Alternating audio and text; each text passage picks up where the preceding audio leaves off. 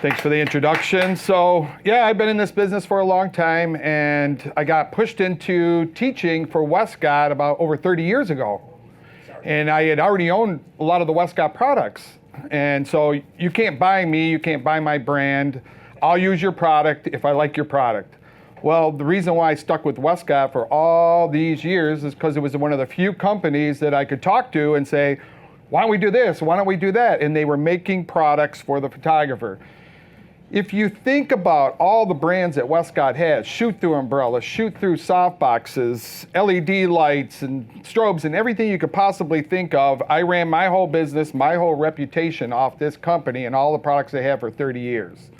So they sought me out. I wasn't the kind of guy that was saying, give me your equipment, I'll talk about it. And then the other thing is that I got pushed out lecturing at an early age. Why? Because when I first got started, I found the best mentors that I could find at a very early age. I was so full of lighting and all the information that I was learning as a kid that I was instant out there lecturing. So I've been lecturing for over 35 years. What was different about me when I'm lecturing is I'm not going to get up here and tell you how great I am. I'm not going to get up here and show you any photographs. I'm not even going to talk about me. I'm going to get right to the point and teach you lighting. We're all here to learn. Let's get ourselves out of this and all the stuff that we see in this industry and people talking about equipment too much instead of learning something. So I have tried a little bit of everything, the automotive, the food, the products, the commercial, the weddings, the portraits. I've tried it all.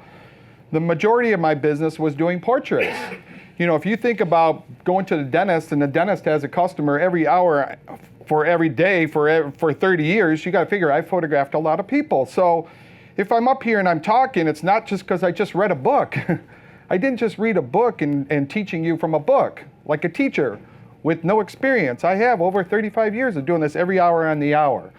So, but my whole goal is to inspire you so that you realize that what makes a great photograph is not only you, the beauty of your talent, your eye, your camera angle, how you see things, but how to light it. You know, I see a lot of photographers that are just snapping pictures without correcting the lighting or putting the light in the proper position. And everybody's a photographer nowadays, everybody. I'm talking in my world, it's the makeup artist is taking pictures now, the model's taking pictures, everybody. And I'm gonna help everybody. But I'm just saying that because you have a lot of competition now. And so what's gonna make your work stand out is great lighting. Okay, you got Eric Clapton, one of the best photographers or best guitar players ever. You don't think that this guy learned the rudiments to playing guitar, the classical guitar? Now what can he do? He can do whatever he wants. If you learn what I'm going to teach you today, you'll be able to do whatever you want. Break the rules, do it all. But first, put it into perspective and keep yourself open-minded to maybe learn something today that will help you to make people look great. You know, I look at it like this. You ever go to the mall? Some people have personal shoppers. They go to the mall, they got a personal shopper. You know, I go there, they don't know what I like to wear. I never get it right. I don't have no personal shopper. Some people go to the salon and they get their hair done. And if the person does their hair right, they stick with that person for the rest of their life. And it's everything in life. If you're a good photographer, and good means making people look good, then your customers will stick with you and you'll run your whole business over that for maybe over 30, 40 years like I have. So the job is make people look good. And that's by analyzing them and figuring out what is the correct light for the face. What kind of light do you put on a round face? What kind of light do you put on a skinny face? What I see is the same old, light's always in the same spot, never moves, got dust on it, it's never been changed. So I'm going to run you through the positions of the light. How high? How far away? Where does this light actually go? What's the right light for that face? This is stuff you're not going to learn. Nobody's teaching this. And, you know, I have lots of classes. I do lots of workshops. So if you want to look me up, it's James Schmelzer Workshops. I'll do a one-on-one with you. I'll help you. I help people all over. But my job is to get you going. All right, so let's cut to the chase. You don't want to hear me talk anymore, right? But I love it here in New York, and guess where I spent most of my time? Yeah. Times Square, getting the energy. Plus, I love those LED lights out there. You know, I'm looking at our new LED lights and I'm thinking, boy, oh boy, look how beautiful it is here in Times Square. Now, a few people, I had to like turn them so that they would use the LED big lights up there so they'd get the lighting right. So I was out there all night long getting people to see the light in the right spot. Just joking. I got a buddy of mine, he's got a truck. You ever seen those LED trucks? It's an advertising truck and it drives down the street. Big LED boards on it. So mine, I hired this guy. I said, look, I sent him a JPEG of what an umbrella looks like and I put it up on the thing so when the truck pulls up and lights a set, it still looks like an umbrella. You know, it still fools everybody. So buy yourself an LED truck. Don't mess around with just these. Get yourself a big truck. You know, just get the whole thing. You know, and you start thinking about the future of where LEDs are going. I'm thinking, boy, the whole room's going to be LED, or it's going to be OLED everywhere. And you'll just be turning on lights here and there. Oh, we got a great future headed for us. All right, let's get our beautiful model up and get to the point. Boy, is she pretty. This is Logan. Okay, so the first question I always ask photographers, how far away do you put your light from the subject? How far away? That's my question to you, to make you think. I already know what you're going to say because I've been teaching this for over 30 years. Number one thing most photographers got confused at is they think you're supposed to bring your light as close as you can. Now, the reason, see, I'm answering the questions and I'm asking them so you don't have to ask any questions. The reason most photographers think you bring the light in really close is to make it soft, right? I got two hands, they're both the same size. If I bring one hand closer to you, it gets bigger and bigger and bigger. If this light gets closer to her, it gets bigger and bigger and bigger in relationship to the light to her. If you back it up, it's going to get smaller. That's basically one of the only things that gets taught in lighting. But I don't want you to change the distance of the light for softness. That's not why you change the distance of the light. You don't change the distance of the light for brightness. Oh, it's too bright, back it up. Oh, it's not bright enough, bring it forward. Just use the dimmer switch or use your ISO to change the brightness. Don't change the distance of your light for brightness. Don't change the distance of your light to make it soft or harsh. You're missing the most important decision of what the distance does.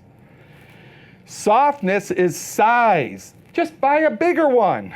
Put an umbrella on there. Why do you think we make different size softboxes and umbrellas? The size of the light source changes the softness. The distance has so much more that the distance does that we don't want you to put them all and fuse them all. I'd rather see you separate them all. What does the distance do? It controls your light depth of field. That's the most important decision you're ever going to make in lighting. So every photographer I ask, why is your light 3 feet away? I don't know. Why is it 6 feet away? Oh, I kind of like it there. What would happen if it was at 15 feet away? What would happen if it's at 3 feet away? You gotta know light depth of field. Let's write this down. Light in close falls off fast. In other words, if I'm a light stand and I'm this close to you, is he gonna get any light or is he gonna get any light? No, me. So what does the distance do? The distance is your spread. Don't even put a softbox on yet. Figure your distance to how much area do you, oh, I got a big group coming in today. I can't leave the light here. This side of the group is gonna be brighter than this side of the group. Plus, you always put someone with a darker outfit closer to the light source than the person with the lighter outfit. So let's just look, she's more fair-skinned than me, lighter outfit, right?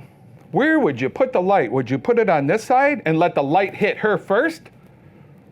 Then the light hits me?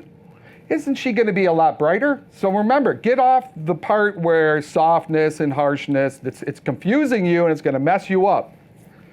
Do the softness and the harshness by the size of the light. I'm talking about light depth of field. How to even out the brightness on us.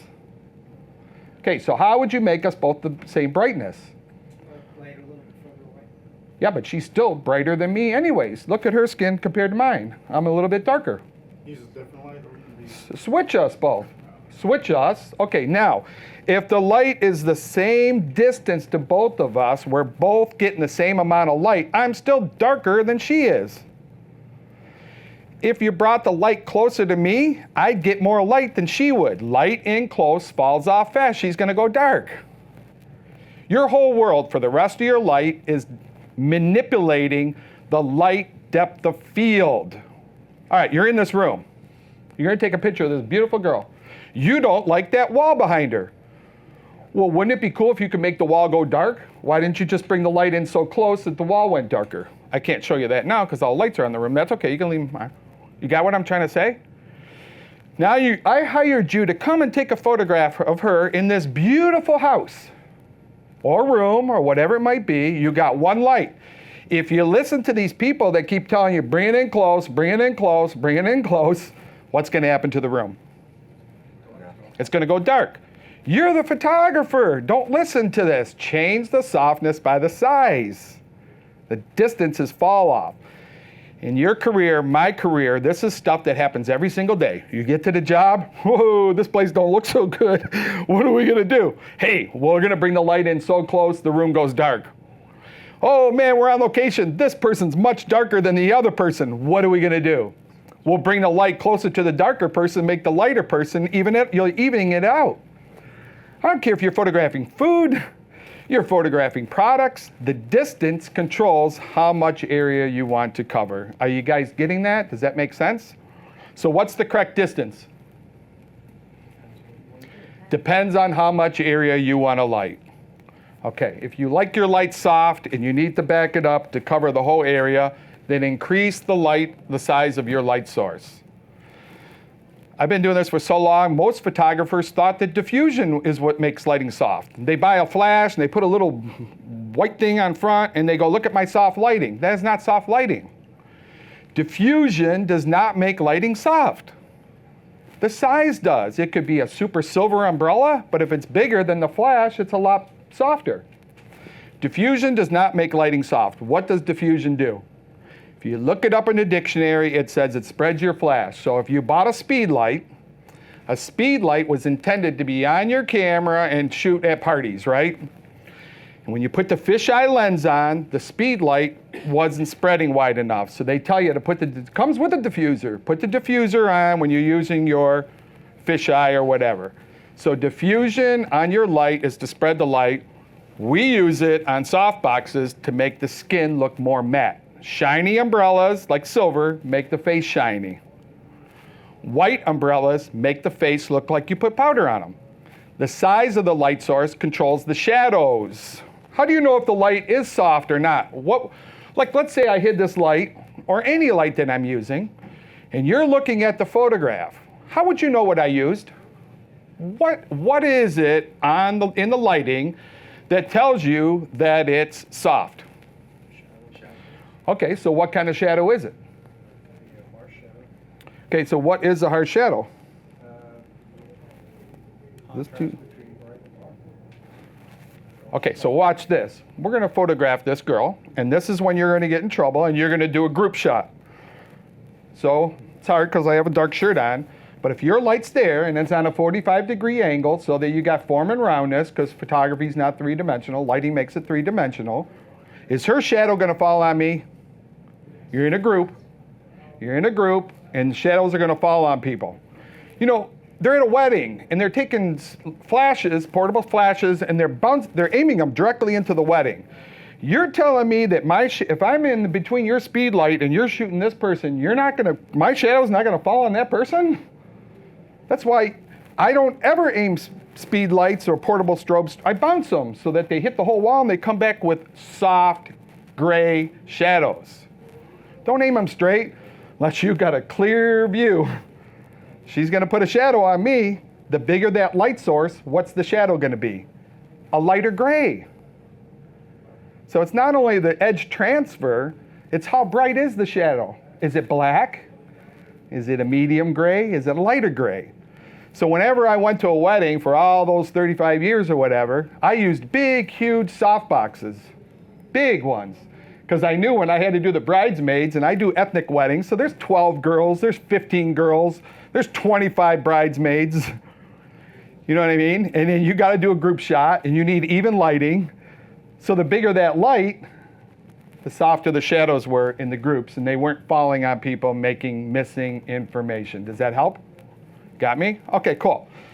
So let's talk about number one mistake in lighting. This is the number one mistake in lighting, and it's everywhere. Maybe we can correct this mistake today. You're doing good, Logan. So I'm going to zoom in on this camera. Hopefully we've got a good exposure of her.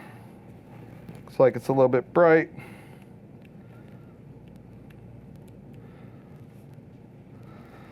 Okay, so maybe I could even zoom in more so you can see that shadow. Okay, so Logan, look right in the camera. I love this camera when you touch the focus. See how it zooms in? This is the Panasonic GH5. Just love it. Okay, what's wrong with the lighting on her face? It's too harsh and strong. Okay, so let's just look at, well, there is side lighting. There's split light, there's broad light, there's short light, there's Rembrandt, there's broad Rembrandt, there's loop, there's modified loop. But can we cut one of the lights off just so we can kind of see what's happening here? I think those two.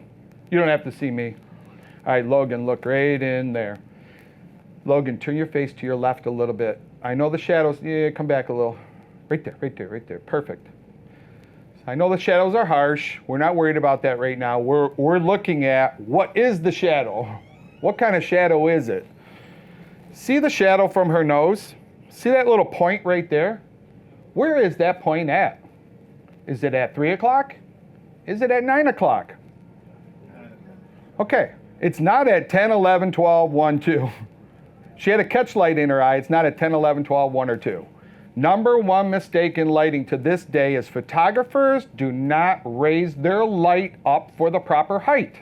They don't even know what is the proper height because they haven't taken the lessons of learning split, broad, short. And I'm going to teach you all that stuff today so that you never make these mistakes again. Because all you're going to learn in a class is, look, bring your light in close. Bring your light in close, and here's a trigger. And you want to use a trigger? I'll show you how to trigger your flash. I'm going to try to teach you where the position of the light goes. So watch. See the edge of that shadow? Where is that supposed to be? Aiming or going to the edge of the lip. See these lines in our face? Keep it in the lines of the face. So watch. I'm going to raise the light up till that, you watch that point shadow. You tell me when it hits the edge of her lip. Got it. Okay. Now, this is stuff we know, but we don't do it. You know why? Because you bought a light and you're scared your light's on the top of the stand and the stand's going to fall over. And then you're worried about your light falling over and breaking. Then you know what? Don't use a light because your lighting is not, you're never going to win an award. Your lighting's not going to be proper on the face. You're playing music without playing a note. You got me? We know it's 45-degree angle up high. Look how high my light stand is. Now, if she stood, how high would the stand be? Up to the ceiling, okay? Have you ever seen anybody with a light up that high? You want to know why? Because they're using great big huge softboxes where there is no shadow. And it doesn't even matter because we're just 5 years old and we're taking pictures like every other 5, 10-year-old. We're better than that. We can't let all these people that have a camera now and they think they're photographers take portraits or play music without hitting the note. Okay, now watch. What's wrong with the lighting now? It's okay, it could be to the side, but look at the shadow from the nose. Everything I'm going to teach you today is shadows. Covering most of that face. Okay, now look at her eye over there. Isn't her eye in shadow? Good. Look at her right eye. Is there supposed to be a shadow in the eye? Not for the wall. Okay, so watch. Watch how intricate lighting can be where your window of opportunity of setting that light in the correct position isn't even a hair off. See me get the shadow out of the eye? See it right at the edge of the eyeball in there? Now if I move the light this much, the shadow's back in the eye. Are you watching? Are you paying attention?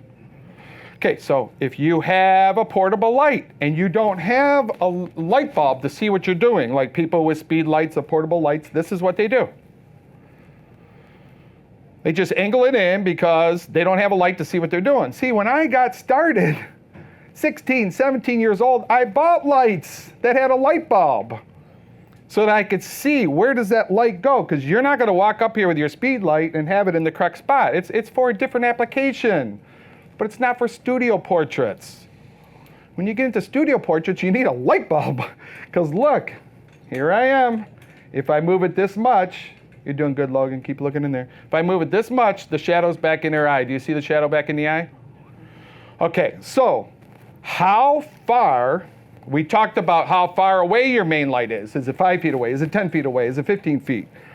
Now, how far in front of your subject does the light source go? Is it a foot in front of them? Is it 3 feet in front of them? Is it 4 feet in front of them?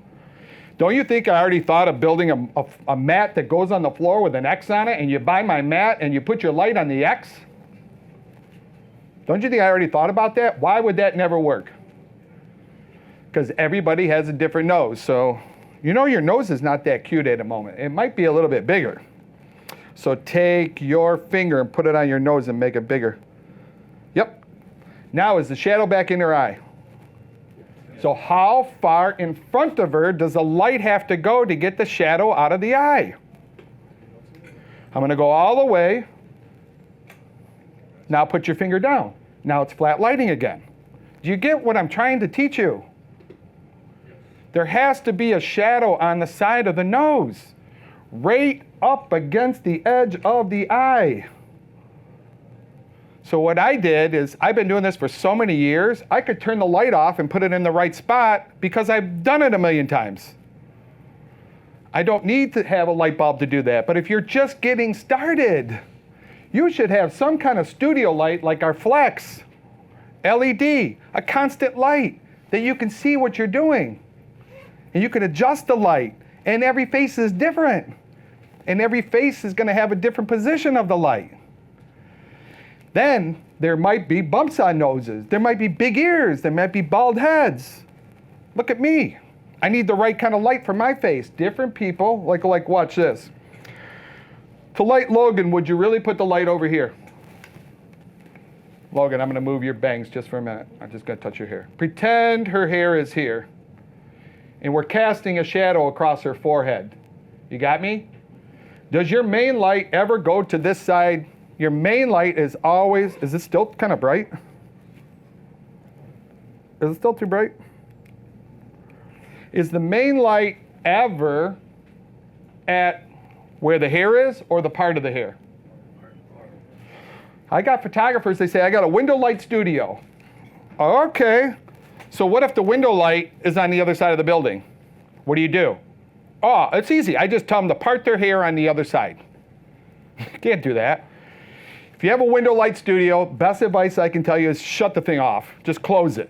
Because you're never, ever, ever going to get really good light. Oh, how are you going to do butterfly light? This is butterfly light. How are you going to do butterfly light if the window's over there? Every face needs a different type of light. So it's not only what side, it's what type of light. Let's go through some of the different positions of the light. Is that okay? So you know where to go. Let's start with split light. Split light, the light can come down low. Okay, got me?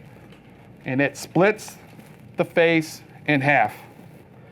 Now, this is not good split light. Why? What did I do wrong? Look. Well, yeah, but how do you know it's back too far? Where on her face are you looking? I'm here to train you to be the best you can be. What are you seeing? I hope you're seeing this black eye right in there. Because see, when I watch movies, I wish I could have helped the cinema photographer or the lighting guy to put the light in the right spot. I can't even watch a movie. You know what movies I have to watch? I'm serious. The black and white movies, the classics, because they're better than me. They're better than anybody I've ever seen. All day long, all night long. And I just get inspired. But now it's like they didn't take a class. You know, everybody's a cinema photographer now. Everybody. But they didn't take a lighting class. It's okay, I'll put the camera on 25,000 ISO. But how are you making the people look? So I'm going to bring the light forward till you get rid of the black eye. Watch. You guys ever taken a class like this where someone showed you where to put the light? Ever? Just bring it close, right? Bring it close, bring it close, bring it close. You know what? I'm trying to say I had a mentor in my life. Don't just try to learn it all on YouTube. Even if you did learn what I teach you today, don't you need to show somebody your work? Say, how am I doing? Find the best you can be. Stick with those people. They're there in your life to help you. Watch me bring this forward. Watch that in there and tell me when it's clean. Okay, now, you know what I do? I bring it till it hits the other eye. And then I back it up. Get it off that other eye. That's the best I can do. If they really have fish eyes that are coming way out, you're going to get a black eye in there. Doesn't mean that you should be doing split light on them. That's all. It's not the right thing for her. You want to know what else split light shows really beautiful? Is this part of her lip. Look right there. See the shadows in there? Look how pretty her lips are above her lips. You put this kind of light, that's gone. Here's butterfly light. This is not butterfly light. Why? First of all, the shadow from her nose is into her lip. It's not supposed to touch the lip, and she's got sockets. That's why you don't bounce flashes off of ceilings. You bounce them behind you so they come in. Everybody has a different distance below their nose from their lip. Like me, all my buddies tell me I need a mustache because there's a lot of space here. They're just picking on me. So you vary that distance. This is not butterfly light. You got me? Can you see the shadow under her nose? What if the shadow touches the lip? The lip is gone. It's erased. Look what it's doing to her cheekbones. That is beautiful on her. I love that. Gorgeous. Okay? This, when the shadow goes to the side and it aims to the edge of the lip, but it doesn't touch it yet, that's modified butterfly. Are you writing these down? When it touches the edge of the lip, that's Rembrandt. Now, let me put this down and on a stand, because there's a lot of confusion on what butterfly light is. I see this from a lot of top photographers. They think there's supposed to be a tiny little triangle over there like what you see right now. Can I explain something to you? The triangle is going to vary on every face. Don't make a tiny triangle on somebody here that there's no light in her eye. If your cheek sticks way out, then you can keep the light in the eye and get a tiny triangle. Don't just go for the triangle with no light in the eyes. This is Rembrandt lighting. It doesn't have to have a tiny triangle. You're putting a shadow back into the eyeball. You're trying to be artistic for no rhyme or reason. Put the proper light on the proper face. Each cheekbone's going to stick out and that triangle will vary. Just because you've seen something that had a tiny triangle and you loved it. I love Rembrandt lighting, but it's not great for every face. And the triangle, the size of the triangle is going to vary. Is that okay? Because I see that a lot, and I just wish I could have helped that photographer a little bit better, by varying that. So Rembrandt does go to the edge, but get the shadow out of the eye and do Rembrandt, like I'm doing it. Yeah, she's got a bigger triangle, but it's a different face. It's a different cheekbone. Is that okay? Now there's broad Rembrandt. Anybody have a $100 bill on you? I know you're all loaded here in New York. But the reason you stare at the $100 bill is because it's broad Rembrandt in the painting. It's broad Rembrandt. It's in front of you every day. Study that. Don't study photography. Study paintings. How did they put the shadows? How is the shadow? I see you all looking at your hundreds. I need to borrow a little bit of money. You know what I mean? You can pass that money around. We'll look at the... Now, don't ever look at the lighting on a $1 bill. It's just terrible. You don't want any $1 bills on you. The lighting goes down the tubes. But turn your body a little bit and your face. Yep. That's broad Rembrandt. The camera is seeing the broad side. But if you look at the lighting on broad Rembrandt, there's still no shadow from the nose in that eyeball. You got me? It's in your pocket. Don't listen to me. Stare at paintings that have been around for centuries. So that's broad Rembrandt. All right, so then come on back this way again. Well, actually, stay that way. When you bring the light down, you get back into broad lighting. See, broad, split, and short are all the exact same thing. They're just viewed at different angles. This is broad. Just keep your eyes straight with you. Yep. If you look here, that's broad.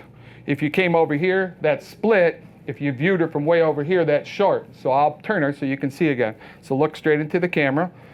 That's split again. Turn your body towards me, and your face would be here. That's short lighting. Okay, cool. I get to blare the light right into you. At least you notice me now. All right, so let's go back. Let's put a flaw on her because she's too pretty. You know, one thing that always made me think was, you know, you got these photographers and you go to conventions and they think they're a star because they photographed a movie star. Did you ever see that? They photographed a movie star so they think they're famous. Can I say something to every single one of you in here and out there? Any one of you that makes somebody look good is a famous photographer in my eyes. You got me? You don't have to photograph famous people. Your life is not following famous movie stars. Every customer that comes in your door should be a famous movie star. Every single person you photograph. When I look at your work, you know what I'm looking for? You make that person look good. That's what I want to wish on you. Make that person look good. Use your talents to pull that out. You're not going to be famous in anybody's mind or mine because you photograph somebody famous. They're no different than us. They're no better than us. We're all the same. We're all great people. We photograph people because we love people. You know what I tell photographers? If you don't like photographing people, go photograph the bug on the plant. Go play with the caterpillar. If you're photographing people, you like people. You like talking to people. You like messing with them. Like, do you have any pets? Okay, now I'm making her happy. What kind of pets do you have? I have a black lab. Okay, now, is she happy? Do I have to bring her to Happyville? She's in Happyville. Your job as a portrait photographer, bring them to their happy place. You don't say cheese. They're not happy. It's saying cheese. Take them somewhere. Like me, what do I want to hear? Oh boy, I got a nice glass of wine waiting for you. Now I'm happy. I'm very happy. Different people have different things that make them happy. You're going to photograph a CEO of a company tomorrow. What do you say to them? Oh, I hear that company's doing terrible when you get there. You don't say that. You boost their ego. They're on an ego trip anyways, or why would they even want to be a CEO? Do they want the stress? No, they want to think they're better than it. So you build it up. You do research so that when you get there, you've already researched it. Wow, I looked you up. You're doing a great job. You've just built that company up. They love you. Now they're not thinking about you fumbling with your equipment. Now they're thinking about how great, and then you're coming up, you're fixing things, you're fixing their hair. Now they got confidence in you because you're checking the details and you're doing all that. That's what they like. All right, so I'm going to put a flaw on her because she's too pretty. She's too easy to photograph, right? So let's cut the light and put a flaw on her. I don't think your nose is all that cute. What if you take your left hand and put a bump on your nose? No, your other hand. That's your left. Now down a little. Cool. Up a hair. Okay, now bring your finger a little towards me. Okay, cool. See the bump on her nose? Her nose comes down, goes ba-boom, and goes down. See it in the shadow? Yeah. Okay, so you're the photographer that left the light there. And you left the light there like every other photographer in every other town all across the whole world that's never moved the light stands, got dust on it. I don't even know why you bought a light stand. Why don't you just hang it from the ceiling and just leave it there? Every face needs a different position of the light. You're just going to go to your studio, you're going to do split, broad, short, Rembrandt, butterfly, all these different patterns for no rhyme or reason because you don't even know what face it belongs on. You don't do certain patterns on people's faces that's not the right pattern for their face. You're not going to take a class from anybody that's going to tell you what kind of light goes to what face. You're the artist.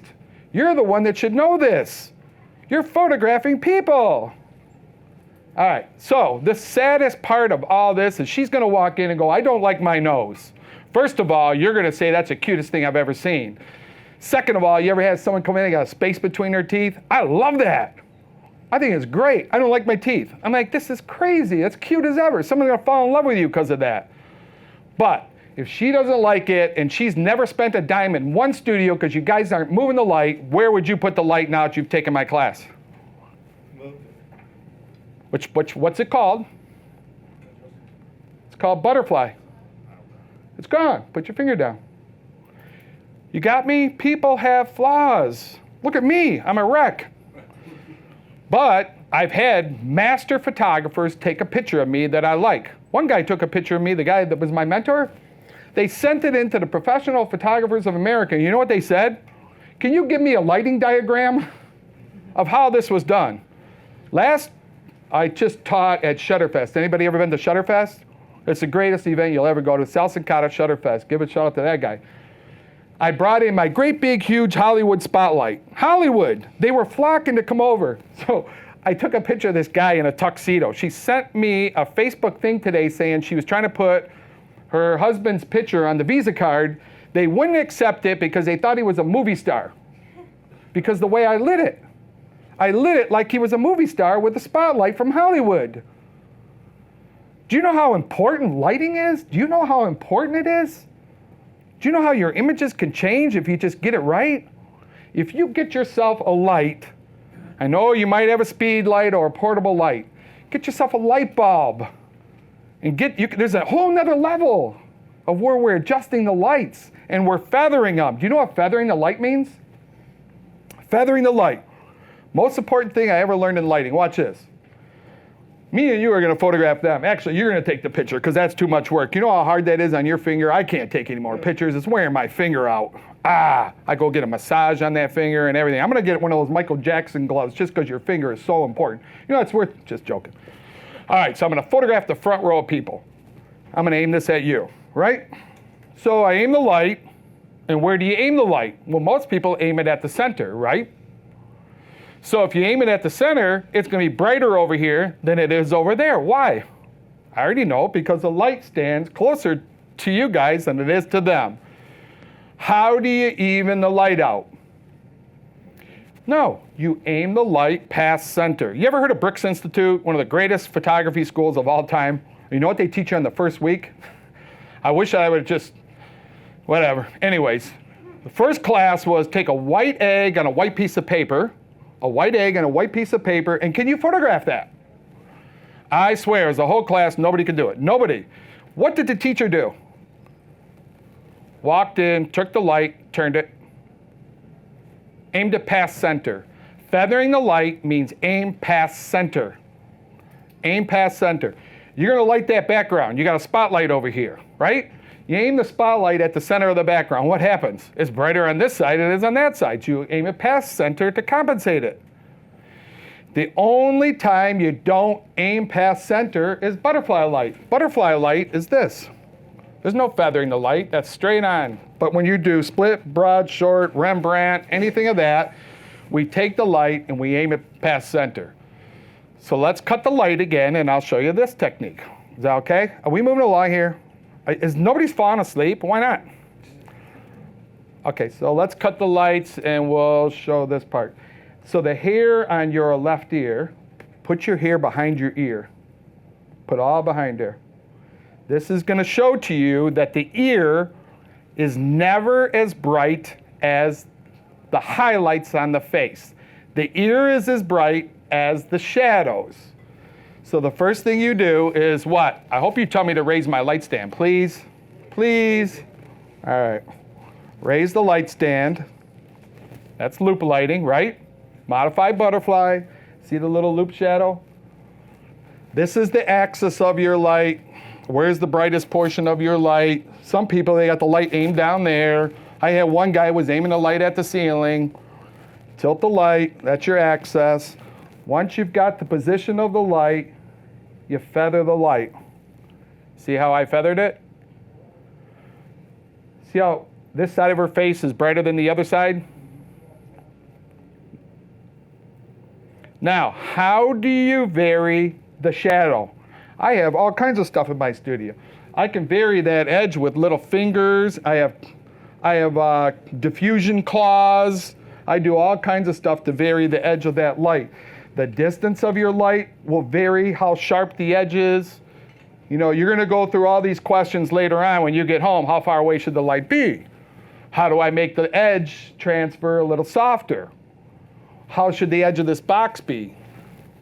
You know, I have little mylar claws that come out of here and they feather the edge. Lots of things, of tricks that I've done throughout the years. But you gotta be geeked up and excited about lighting, because that's our best frontier. That's what makes our work stand out. It's gonna put you way above everybody. You start doing this stuff, your work is gonna go ba-boom. All right, so look how nice, that's feathering the light. So you can feather it in, or you can start back there and feather it forward. And you can manipulate the edge by different, see how this edge is flat of the softbox? You can do round edges, you can manipulate all that in there and control where you're doing it. If someone's bald head, you gotta cut the light down on the top of their head. I don't play in Photoshop. You ever heard of the Maytag man? Put the light back on. You ever heard of the Maytag man? Maytag man was back when washing machines and dryers were breaking all the time. The guy had a job. You're a photographer and you got people working in your back room. You're photo editors or whatever they are. If they're fixing every one of your mistakes, they've got a job for the rest of their life. You don't make mistakes. Photoshop is for enhancing. They shouldn't be back there making your lighting patterns on the face with multiply tools and all these. You know, nowadays they do this and they put the shadows in later. Do you know why there's flat lighting? It's for the fashion industry. Don't you think I taught all the Playboy photographers and all, they would go, Jim, I would love to do what you do. I can't, it's done with makeup. Flat lighting is for fashion shoots where the model's moving, boom, boom, boom, boom, boom. If you want to stand up for a second, you okay? Stand up for a minute, just relax your back for a second. Flat lighting is for when you're on the set and the photographer's going click, click, click, click, click, click, click, click, click. I do the same thing, but I shoot under here, I shoot backwards, because there's nothing there. I was in Miami once, the guy had his feet up on a table, eating a sandwich, drinking, and going, yeah, baby, yeah, baby, yeah, baby, okay? There's more. Why do you think I became a portrait photographer? I got out of fashion, became a portrait photographer because there was rules. The hand can't be bigger than your face. The hand goes sideways. There's foot positions, there's body angles, there's expressions, there's lighting patterns. If you don't know anything, like most photographers, you know what they do? They hire a ballerina. You want to win all the awards? You want to win all the awards? Hire a ballerina. They'll pose out there and give you every pose that you don't know for the rest of your life, and you'll win all the awards. But it's cheating. It's cheating. You didn't pose them. You don't know the foot positions. You don't know the S curve, the I pose, the S, the C. You don't know all that stuff. Hire a ballerina. But then when you hire her, why don't you take a lesson from her on the way the feet go? So I would show you in here, but I don't think you got a full-length thing. But learn those positions and the poses and the body angles. Portrait photographers are more schooled. You can't say that to everybody, because I know fashion photographers, they'll kill it with great light, because they took the time to learn it. You know, there's nothing wrong with beautiful portrait lighting on a fashion shoot. Love it. All right, gorgeous, come on back. Okay, so I'm gonna teach you a little lesson on how to fix hair. I've been saying this for 30 years. Watch can you fix your hair for me? Let's just see what she does. Watch her hands, watch her hands. Watch what she's doing, because I'm gonna show you see how she did that? Watch what I tell them. Go behind the back of your head, find the center of your hair, and nope, see how she's under the hair? Because it's too much work, but watch. If she does the way I teach her, find the center, split it, bring it forward, her hair will be perfect. Write this down, because you will never have to say another word the rest of your life. Go behind the back of your head, find the center of your hair, split it, and bring it forward. Write that down, that's all you have to say. I've been saying it for the rest of my life. Okay, now is her hair perfect? Okay, now do it your way. Throw it back, just watch what's gonna happen when she does it her way. Bring both sides forward. Because at first you were going like this. You were doing it this way, and what happens is it goes all over the map. So then, you ever heard of hair extensions? Who do you think did all the videos for Home Shopping Network? I did. So I'm on the set, I'm fixing hair. And they're looking at me, they got the best stylists in the world. They go, how come you know how to fix hair? I said, yeah, I'm a guy, but I can't wait for all the mistakes. I've got to fix this stuff now. So you come in here, watch the way I grab her hair. See, if this is a hole right here, if she's got this much hair here, you're gonna see through here. Got me? Your eye can't see through there. This hair's thicker than this side. That's why you tell them find the center. Then when you're in here, you take this and you bring it inward. See how my hand flips the hair in? It can't be this way where it's sloppy. So you go in, you spin it. See how I held it with this hand? This is just natural stuff I've done my whole life. Then I spray my hand with hairspray. See how these flyaways? You're not polished. Your work is not polished unless you just take a couple more steps. Spray your hand with hairspray. Don't spray their hand. Don't spray their hair, they'll be all upset with you. I might go psst, tap down a few of these things. On a windy day, what do? Tell them to curl their hair ahead of time. It'll hold the wind better.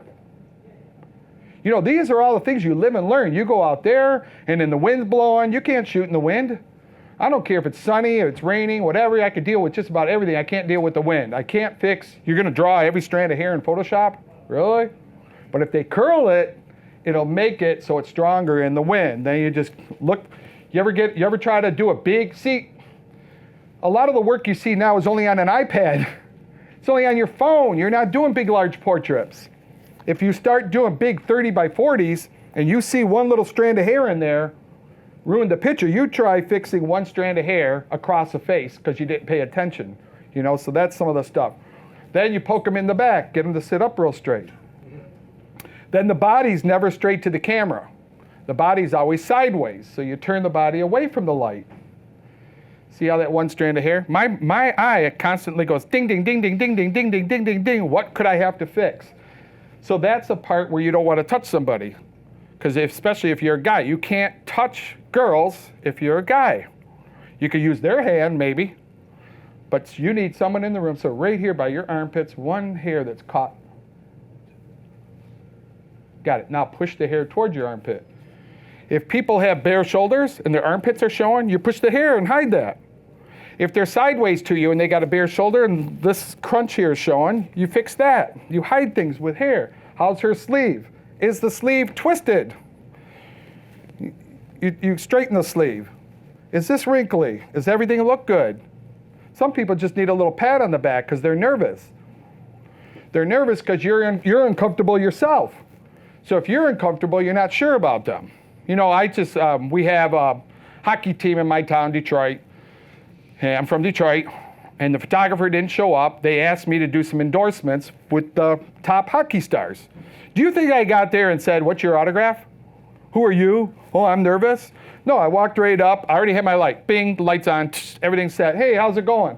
So when I'm talking to them, see how this bare shoulder? When I'm talking to them, I'm fixing a few details. Hey, how's it going? How you guys doing today? I'm fixing things, fixed their shirt, came back, click, click, click, they're done. You know what they all said? Who is this guy? Who's this guy? Every endorsement I ever have for the rest of my life, this guy's gonna do everything. I don't care if it's Gatorade or whatever it might be. Let this guy do it because I can do this. I've been doing this for so. Are you a better photographer as you age?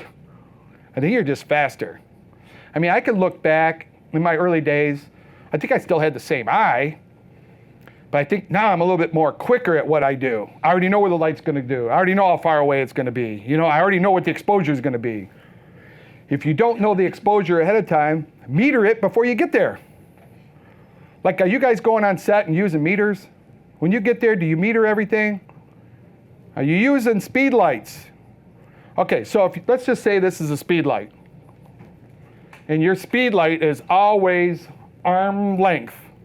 I measure stuff with my feet. 1, 2, 3, 4. Got me? I'll count how far away it is. Do you know your greatest photographers that ever lived had a string on their light? You think they metered? They metered one time, they were done. Okay, so your speed light at this far away at 1/64th power. I can tell you right now, because I've done this for so long, at 1/64th power is what? 2.8 at 125. Okay, write that down, and you write down for yourself what umbrella you had at arm's length or 3 feet. Just measure it ahead of time, and then make sure you do it the same distance every time. You'll never meter again. If you need or if you need an f4, how much would you turn the light up? 132. Then if you go to 1/22nd power, how much what would your f-stop be? So you're turning it up and marking down what your f-stops are. That's all there is to a speed light. The worst thing you could ever do in your entire life is TTL. Stay away from TTL. You know why? It's all over the map and you're not learning anything. It's the biggest thing. Do everything manual and document it. Because we batch. You know, at 6 o'clock when the day's over, you can't be sitting at home. Pictures are bright and dark and bright and dark and bright and dark. Why is your picture bright and dark? Well, one person had a dark outfit, so the light got bright. The other person had a white outfit, so the light got dark. And then one person had gray on, and the light was perfect. Well, what do you think cameras think? All cameras make everything gray. Her shirt's going to be gray. If that was black, it'd be gray. TTL just means automatic. And the only way it could be perfect is if you just shot their face with no clothing or backgrounds in there. So what we do is we measure all our lights ahead of time. We test them. I got a friend, he focuses his camera. He's in the helicopter flying over New York. He goes, I set my camera and I focused it ahead of time. I go, what kind of focus is that? Roman, you ever heard of Roman Tours? Great, he's with Sigma. I'm a big Sigma fan, just in case. Big Panasonic fan. Big Expo Disc fan. Big Westcott fan. But let's not talk equipment because we all have different cars and different wines and different things that we all like. But these are things that take us there. It's just equipment. But it's us in our eye. But if you could set your camera, you wouldn't be wasting time when you got there. Wouldn't that be cool if you focused your camera ahead of time? Wouldn't that be funny? So it's called hyper focus. And he already knows how far away he is, quarter of a mile or whatever it is. It's probably infinity. They just call it hyper. He's already set the camera. So I tried that. I was in London. I wanted to shoot a video because we're videographers and we're photographers. You know that, right? This same girl, after I took her picture, I could have interviewed her for maybe a site that she's on or her business thing, or maybe she's a real estate agent. Why are you letting somebody else videotape this thing? We're the lighting experts. We're the ones that know composition and everything. So I'd set the light up, I'd feather it, get the light just right, push the other button. Right? So, can you do that with strobes? Why are you not doing constant lighting? Do you think we're going to be using strobes in the future? Can I tell you something? Go downstairs and look at that TV downstairs here at B&H. Did you see what it's called? OLED. Not only are we going to be using LED, we're going to be using OLED. This is what I'm envisioning. This light right here is going to have probably a TV. I'm going to program it to show her pictures of, would you say you have a dog? This is going to be programmed with pictures of her dog. She's going to see pictures of her dog real quick, and then it's going to change to a light. Then I'm going to make it be a sunset in there. You know, I'm from Detroit. We photograph cars. Do you know what they do? The light gradates up the light source so it looks like a sunset. I could take these little LED panels. You know, it's just a flat panel, right? I could run them all the way across that wall. I could have the bottom of them be tungsten and the top be daylight, and each panel is only a 1x1, and as they go up, I have different intensities, and I've gradated the light all the way up the wall. You have no idea where we're going with this stuff. I mean, seriously, we could be broadcasting stuff out there, making them happy, and then it turns into a light, just like that LED truck. I told you I was sending it images of different types of umbrellas, so when it pulled up to the set, people thought it was an umbrella. We're going to be, you know how intelligent these lights are going to be? If you're still using strobes, I'm sorry, you're not a hybrid photographer. You're not ready for where we're going. We're videotape. This is a Panasonic Lumix GH5 camera. Why am I using this? I can use anything I want. You don't think I can use anything I want? It shoots 4K, 6K photos. What's a 6K photo? It's not done with strobes.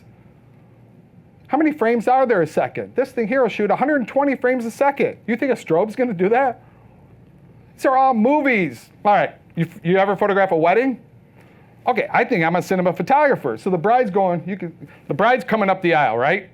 I'm behind her. This thing's got 5-axis gimbal built into it. I don't need a gimbal.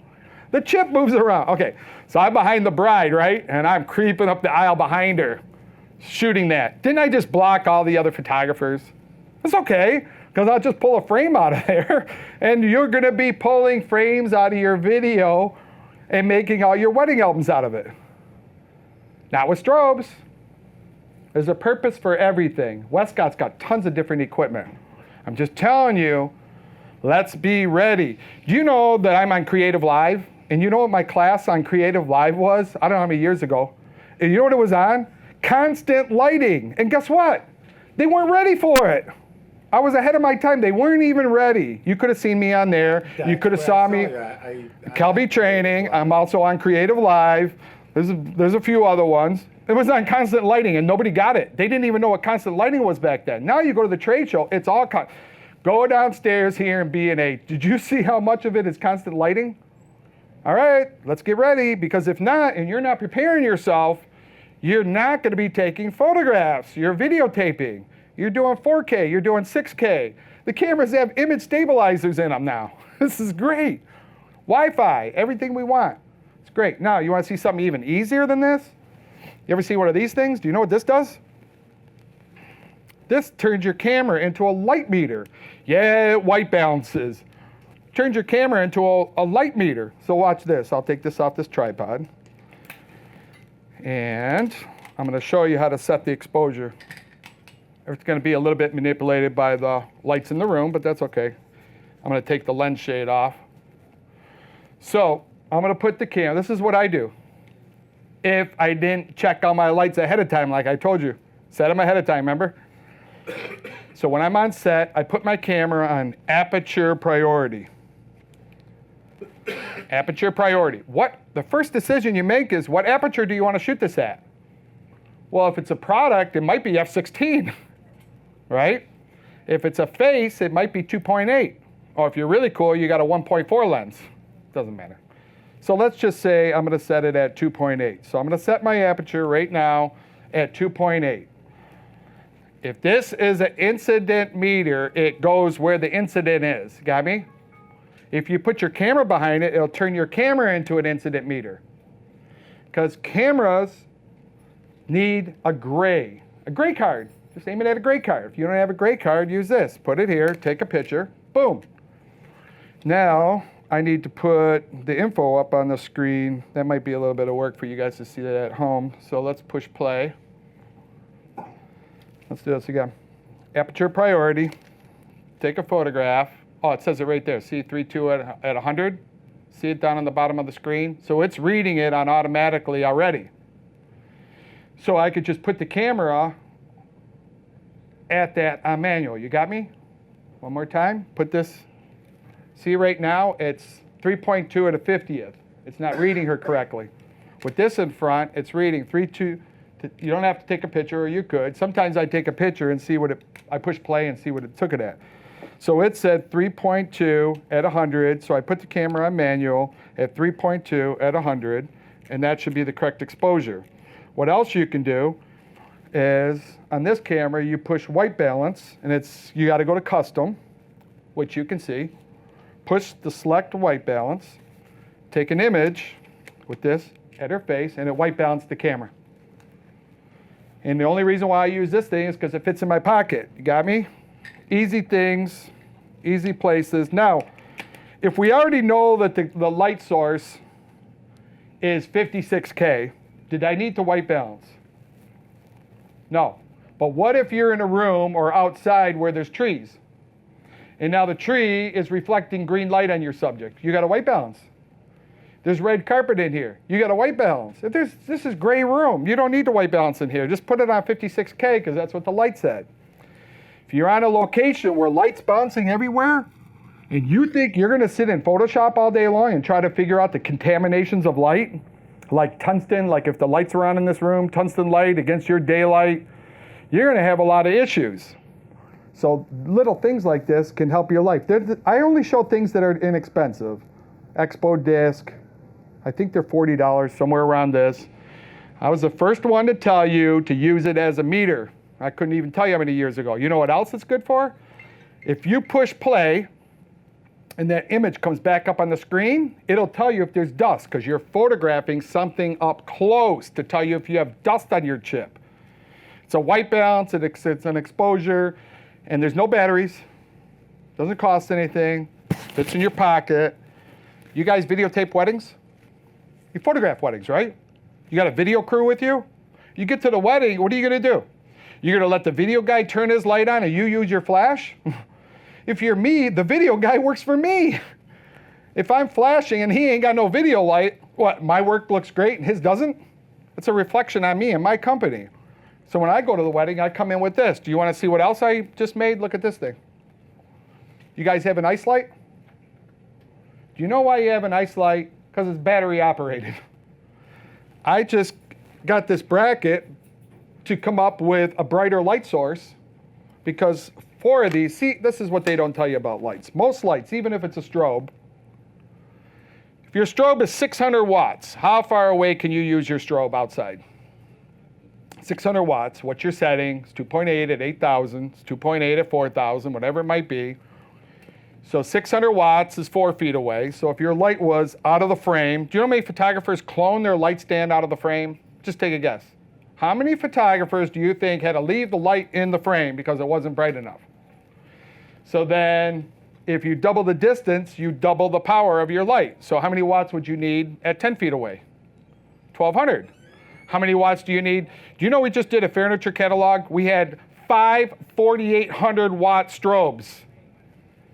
This is not people that sit in Photoshop all day doing multiple layers and multiple exposures. We get one exposure, I got a whole catalog to go through. We're not doing this kind of stuff. We're playing Photoshop. 5 4,800 watt power packs, Speedotron. Okay, so if you're at a scene and your light stand, you don't want to clone it out of the stand and you're outside, how far away is your strobe going to be? And I'm not talking straight flash. I'm talking about maybe in an umbrella, maybe in a softbox so it looks natural. 15 feet away, you might need 1,500 watts. You know, the greatest pack of all times downstairs, Speedotron Power Pack, 1,500 watt Explorer is the most beautiful product. Nobody even knows. Because nobody's out in a real world taking real pictures on a real day in real situations where there's bright sun and you can't control it. Wouldn't it be easier if you could just turn power down? Do you have pocket wizards? You guys have pocket wizards? Pocket wizard is the most intelligent. It's not a trigger. It's a trigger that knows when to trigger. If you don't have a pocket wizard, then you're not going to do a technique called hypersync. That's a whole nother level. This is stuff that commercial photographers, what do you want to do? How far in this world do you want to go? What do you want to photograph? Don't you admire photographers that are all over the world? People are doing big, huge sets. Big photographs of trucks and products. I'm in an industrial town. You know, I can't sit here and tell you what I do. It has to be relative to my town. I'm not in Hollywood, California. I don't photograph movie stars. I got to be able to do split, broad, short, butterfly, Rembrandt. If you're just photographing movie stars, you could do whatever you want. But I'll tell you what, I still wouldn't do flat lighting. I'd bring out my big Hollywood spotlight and spotlight them with the same light that the movie sets used. This light, let's shut this off. Can you cut the room lights again? Watch this thing.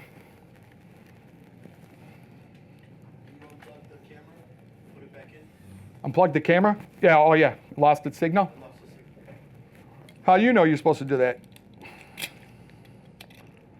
The Panasonic camera, when you want it to bring the signal up, you gotta put the TV on first, then plug it in. But look how bright this light is at 15 feet away. Okay, you're at the beach tonight. Are you going to be able to see how to focus? Okay, you want to do nighttime photography out there. You're going to rely on that nasty streetlight corner light? How's the camera going to focus? You got to have something portable. Look at this, is 15 feet away. And look at, what do you think my exposure is right now? I've done it a million times. 2.8 at 200 at ISO 400. I could do this all day long. Actually, it's not. Look, it's 3.9 at 100. Oh, but the ISO is 200. So if it was at 2.8, then it would have went to 200. Got me? So I do this. 4 of these, yeah, it's $2,000. That's okay. Because if you're going to go down there, you're going to buy a strobe, it's $2,000. So what are you going to do with it? You're not going to be able to shoot a movie with it. Watch this. I could tilt one of these down. One's a fill light now. One's a main light. I could put barn doors on here. Do you know how many jewelry ads I've shot with barn doors? You want to see one of that? Watch this. I'm only telling you to invest in stuff that don't break. You can drop this on the floor. It's not going to break. Watch this. We'll put a barn door on it. So if you want, you can get the accessory barn door. Pop this on. I'm at the local jewelry store. They want to do an ad. She puts the necklace on. Put the hair behind your back. Watch how I light this. Sorry. Pretend that's just a necklace. Pretend we're doing an earring ad. Pretend we're just lighting her. Do you see the stuff you can do with this quick, fast? While you're still figuring out your settings on your strobe because you didn't listen to my advice telling you to figure out the distance and mark them all down ahead of time. 1/64th power. Remember, half of that's 132. Write all that stuff down so that you know you're not on TTL. TTL is not allowed. It's not going to help you learn. When you start doing this kind of stuff, you're photographing the bride or the groom. You're being creative with your lighting, shadows, light, shadow. You're doing a video and the light's moving across. See, when I photograph the bride and the video guy's shooting, I'm putting glows of light across the dress, slow moving, so that there's motion and movement. And a little wand you held in your hand. Now you got the whole bridesmaids. You got the whole bridal party. Now you back your light up 15 feet. Then I light the whole crowd. You're in a hurry. You got to go. $2,000. See this little bracket? Pro Media Gear. They got them here. Get that bracket. Holds 4 of them, and you can manipulate it. Now you're shooting video and stills. Why do you get a Panasonic camera instead of a Red? Because I might need 5 of them. I got a camera in the balcony. I got 2 on the altar. I got 1 in the aisle for $2,000. You out of your mind? It's already shooting 4K. And it's got 2 card slots. So when the card's full, it goes. Don't shoot at 60 frames a second, though, because they eat those cards up kind of fast. I did that one time. Live and learn. So this is some of the tools that we have to help us in this day and age. Turn the lights back on. Let's get to some questions. Do you want me to keep going? You want me to wait for some questions here? Do you want me to just, what do you guys want me to do at this point? How are you guys all doing? Do you want? Did you learn anything? Can I test your notes? Can I see what you wrote down? Want me to recap and go through some of this stuff real quick so it embeds in you a little bit better? Oh, I didn't show you the reflector. Let me show you the reflector a little bit. Let's turn on the hair lights. You okay? Yeah, I'm good. You're doing good. You're a good model. So, believe it or not, this is the battery for this light. Can you see the battery on here? So these are lights that you can take battery operated. Plugging them in might not be everywhere you go.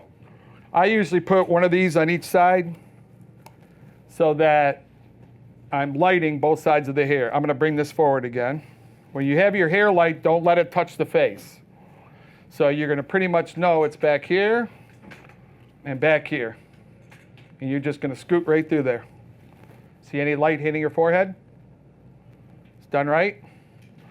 Let's get this out of the way. Let's come back in with our main light. So if they have black hair, some people have blonde hair, you're going to have to vary the amount of light based on how dark their hair is or how bright it is. So there's a dimmer switch on here, and I'll just dim these down to half the amount of power of what the main light is. And it's got an LED readout, tells you how bright it is. You can also change the color temperature because these are what we call bicolor. So if you want to change the color temperature, you can. Here's your reflector. Never use a silver reflector in close. You back it off. Actually, she's kind of hot, right? So we're going to feather it a little bit more. Why does that not stay? Cool. You want to use a silver reflector up close. Your reflector does not go all the way back here. Here, let's just push this back. The reflector doesn't light back here. It comes up here. Then you turn it in. Remember when I was at the Javits Convention Center for 30 years? None of you guys ever saw me talk at the Javits? 30 years. Do you know those people came every single year to hear me talk again? I talk so much I can't even remember what I said. But what I used to do is twist this up. I invented the potato chip technique. Remember that? Where I would twist it up and get the light underneath and on the side. So then this is the best. This is silver white. Doesn't show anything on her face. It's nice and matte. This is always double the distance as your main light. Remember, your reflector is never going to hit the light's never going to hit your reflector if it's not aimed at it. If you're not feathering that main light, it's not going to hit this. But you try to get it in at the front of the face. You ever see a photographer put a light over here and a light over there? This is 50 watts, that's 100 watts.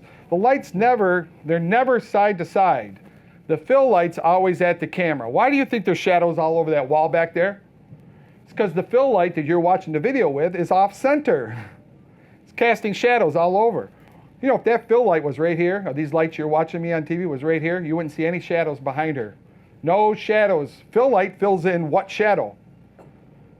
The shadow that the camera sees, not somebody over here. So it's never one over here and one over there. If you ever have two lights, one's there, one's opposite. You don't put the main light there and the other hair light on the same side. They're opposite. I always have two because I feather the light so much, this one, it doesn't light the hair on that side. Hair lights don't go on overhead on a boom. That's what we call a bowl of light. The shine on the hair is here and there, never on top. They're always like this. If you want to get these in our longer strip lights, we have them in 1x2s, 1x3s. Then you could light this hair all the way down if you wanted to. If she had a dark outfit on, you'd want that. Remember, light outfits, you don't put rim lights on light things. Rim lights are for dark objects, dark backgrounds. Don't rim light white and wash the edge out against the white thing. Remember, it's the opposite. It's like photographing glassware. You ever took a class on how to photograph food, products, glassware, stemware, whatever you want to call it? So we have an arm that holds the reflector. And when you put it on there, I always connected it and then I twisted it and tightened it and made that light kind of wrap around a little bit. I also teach classes on outdoor lighting. Do you know that most photographers, if I ask them, where's the light in the middle of the day, you know what they all say? Straight up. Straight up. I'm like, man, you need a whole nother class just on outdoor lighting. Where is the light straight up on this earth? Where? At the equator. So I don't get this. What planet are you on? What hemisphere are you in? In the middle of the day, the sun is not aiming straight down. It is at the equator. I have a whole nother class on that, trying to teach you how to go outside. Then what do? They run under a tree to put them under the shade and they get blotchy light all over them. You ever seen that? I'm teaching a class at Photoshop World and the guy's teaching them how to get rid of blotchy marks. I wanted to go, why don't you first train the photographer and then not get them so that he's not fixing them every day? All you do is turn around. You know your camera never aims north. You know that, right? On a sunny day, your camera never aims north because the sun's coming from the equator. It's aiming north. It's not straight down. Then you got summer solstice. You got winter solstice where it shifts. You know, I look at New York photographers of the best. You know why? A lot of times you're not getting in a truck. Like me, I got a truck. I got everything in the truck. I got 4,800 watts. I got 2,400 watts. I got anything you'd ever imagine. Here you're going to get on a subway. What are you going to bring? What are you going to bring on a subway to go to your job? You're going to call up the job ahead of time and go, where is this office at? What side of the building it is? Just like right here in New York. Don't you know where north, south, east, and west is?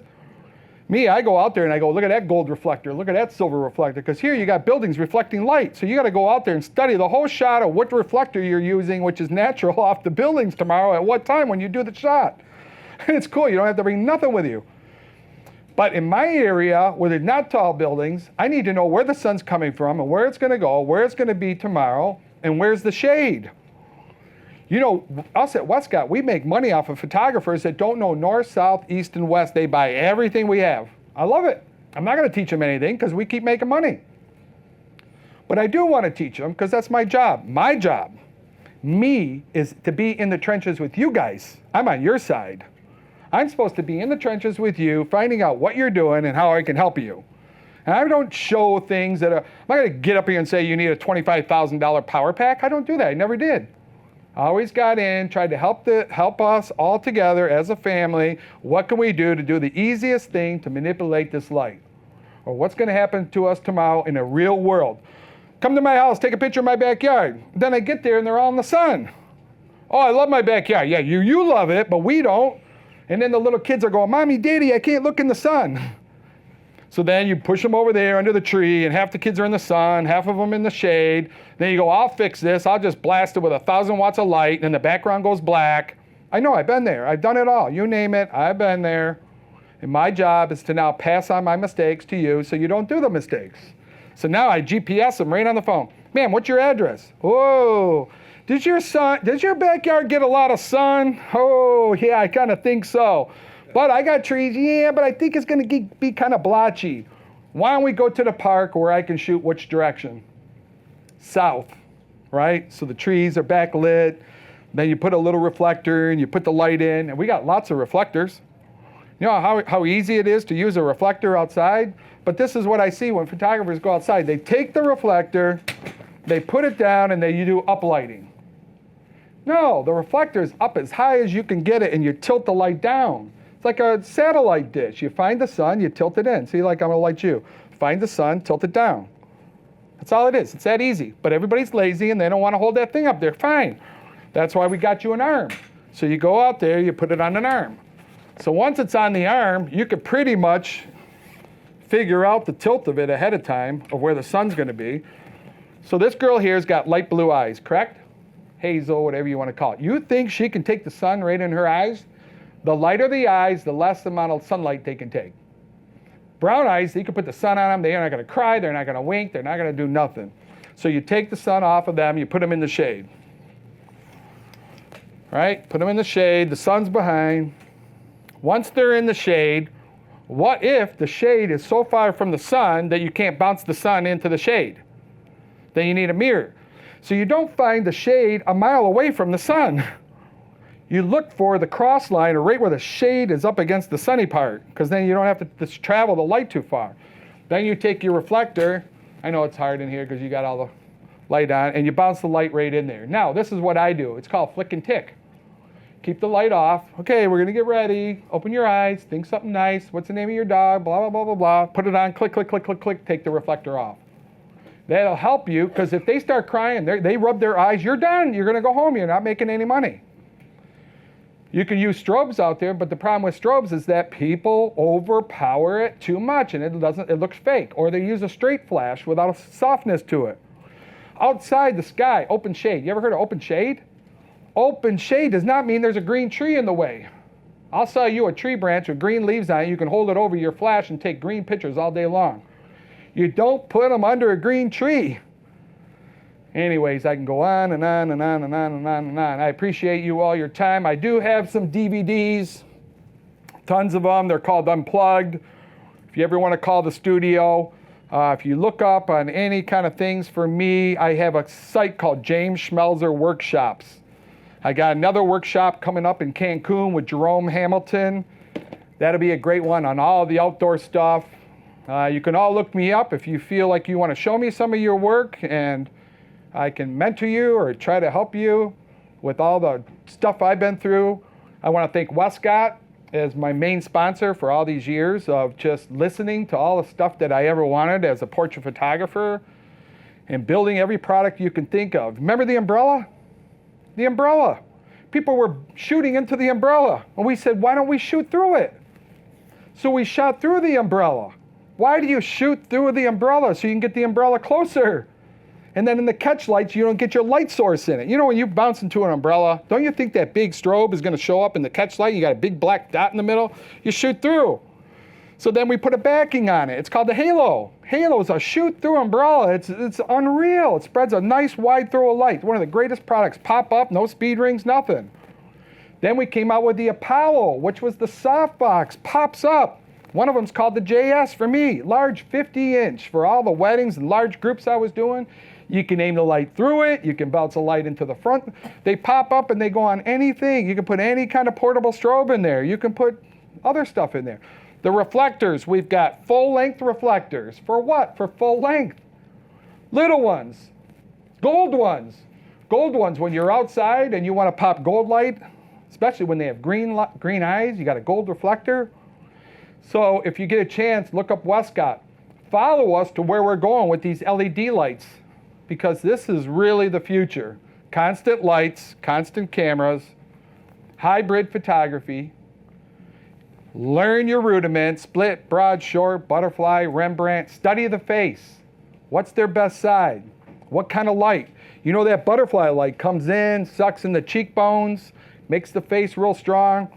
I have a whole class on Hollywood lighting with spotlights, with Fresnels. These people go crazy over it. I told you about the one guy thought he was a movie star.